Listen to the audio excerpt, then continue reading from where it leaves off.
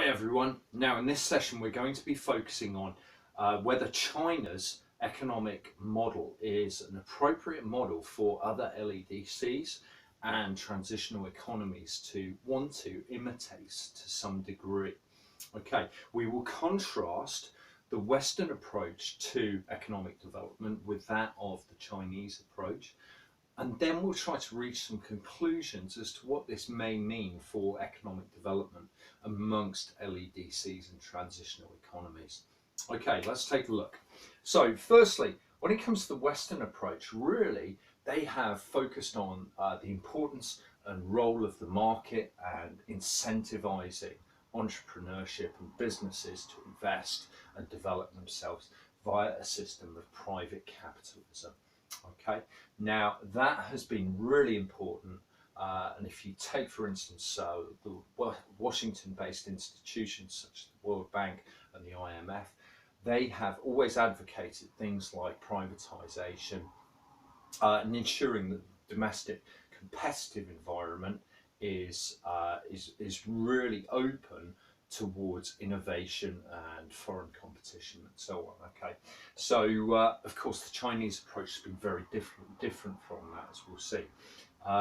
Further to this though, they've also prioritized political rights and the fact that people can freely vote for who they wish to become their government. So this is also in stark contrast to what we see within the Chinese approach. Okay, so we've got those prioritised political rights here, which is really important.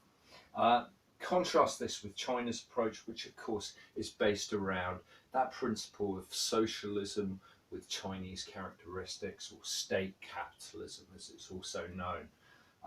Here, of course, we've got an authoritarian rule. We've got, in effect, a one-party state. And really, this has prioritised economic rights rather than political freedoms. So it means that people do have economic freedoms to a certain degree, but they do not have those political freedoms to actually vote for who they would want to, according to a democracy. Okay, so what will LEDCs consider when it comes to their economic development? Well, obviously they're going to look at China's performance and the successes that have actually come China's way. Take, for instance, how many people have been taken out of absolute poverty.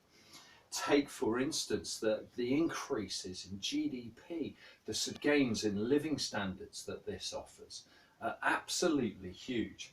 Moreover, we've also got the infrastructure developments that the Chinese economy now has, which are really quite phenomenal and are quite impressive, even by LEDC standards.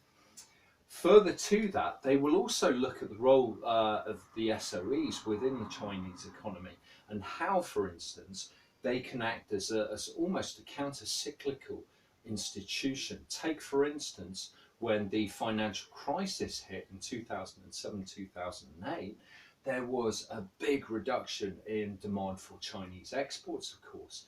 And so the Chinese government were then able to actually say to the SOEs, right, we want you to invest, to spend, to lend money to other SOEs, if they're SOE-based banks, for instance, or state banks, to really turn on the taps of infrastructure and capital investment projects. And that, of course, helped China to continue to grow. And in turn, that helped the global economy to actually recover through that global recession. Further to this, we can also see from the Chinese approach that democracy is clearly not a prerequisite for economic growth. Okay, so as a consequence of this, I think really as we look towards other countries and their economic development, we are going to see that LEDCs will have larger state governments. Okay, they will focus on the possibility that the governments can actually provide a lot of infrastructure spending, a lot of capital investment, and have that counter-cyclical element to the business cycle. Okay, so that's an important point. Further to this, we're therefore likely to see fewer political rights in all likelihood, and fewer freedoms within many of these LEDCs and transitional economies. It may mean for transitional economies, take countries like Vietnam, Mongolia, Cuba, their reforms that they will undertake will be on a very, very, very slow, cautious approach. Okay, now what about the role for protectionism? So China, of course, has often subsidized a lot of their export industries, or has provided an environment which favors domestic based firms. Of course, both there are examples of protectionism. Um, Now, as other countries begin to fill that void that China is beginning to leave of low end manufacturing, how will China respond to that? Will that mean there's more protectionism that may take place there? Okay, so all in all, we've got to understand that China is very, very different. You could, in fact, say completely unique, given that they've got a population 1.38 billion, they've got an enormous geographical size, which has given them a huge amount of resource or factor endowments, including the abundant population of migrant labourers that they've had to actually use here. Does this mean that other LEDCs will cherry pick particular reforms that they think will work in their countries? I think it probably does. Yeah, I think it probably does. It's also debatable as to how you want to actually assess China's performance. Has it been an overwhelming success?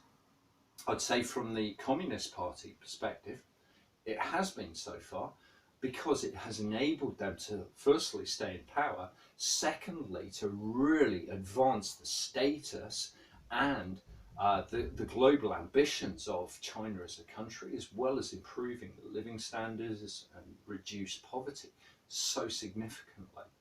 But from migrant labourers' perspective, has it been a success there? Well, it becomes more contentious then. From environmentalist perspective, again, you would have your reservations about declaring the Chinese approach here to be an overwhelming success. In fact, you could even claim that it's been really quite unsuccessful. Others in the West may argue, well, China could have grown even quicker, or maybe making much better progress if they opened up their markets to more competition from foreign firms. So this is a massively contentious area. It's a very, very interesting one though, because just put yourselves in the shoes there of other countries that want to eradicate poverty, that want to really help to improve the life chances of their people. You are going to look at the Chinese model ultimately. Okay, we'll leave that there then. Thanks, guys.